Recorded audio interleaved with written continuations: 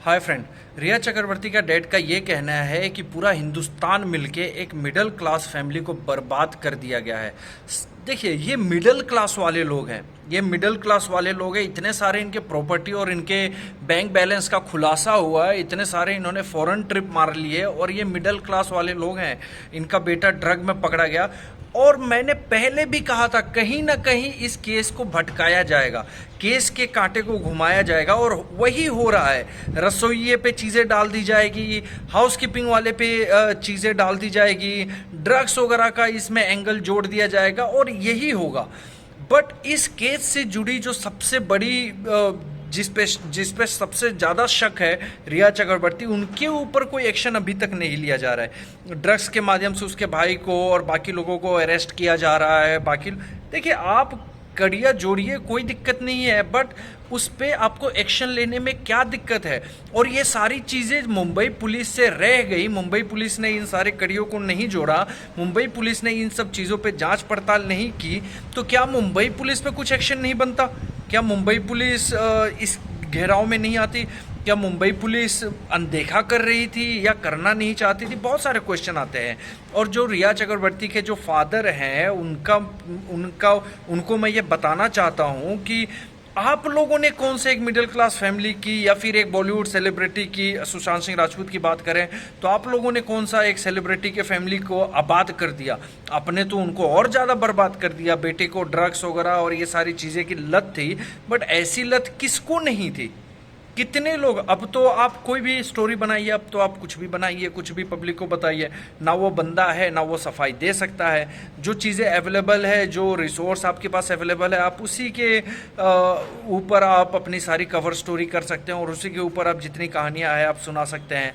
But ये जानने की कोशिश आखिर मुंबई पुलिस क्यों नहीं की और किसको बचाया जा रहा है, किसको बचाने के लिए ये सारी। अभी तक देखिए, मुंबई पुलिस ने इतने लोगों का स्टेटमेंट लिया था, कुछ नहीं मिला था, बिल्कुल भी ब्लैंक था। सीबीआई इंक्वायरी होने लगी, रोज पूछताछ और बहुत स्ट्रिक्टली, और बहुत सारे खुलासे होने लगे, बहुत सारी कड़ियाँ जोड़ने लगे, बहुत सारे लोगों का इन्वॉल्वमेंट इसमें पता चलने लगा। बट ये सारी चीज़ें जब तक मुंबई पुलिस कर रही थी तब तक आपको कुछ नहीं पता चला था।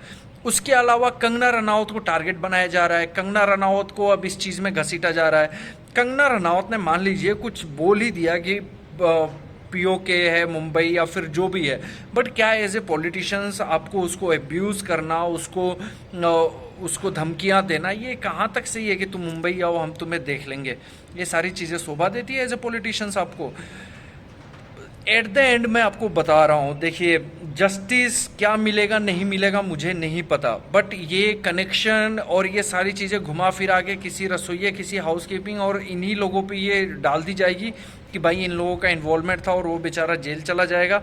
चाहे पैसे को लेके वो जेल जाए या चाहे उसने एक्चुअली में किया हो, ये मैं नहीं कह रहा, ये जांच में पता चलेगा हमें, और किस तरीके से चीज़ें हो ये किसी को नहीं पता।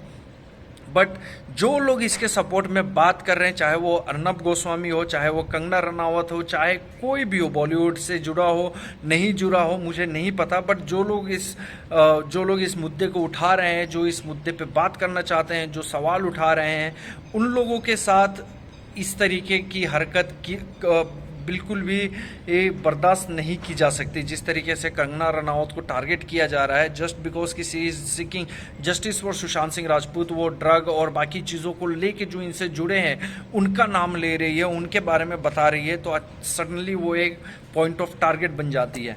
तो ये कहाँ तक सही है नहीं है ये आप डिसाइड करिए। Thank you very much.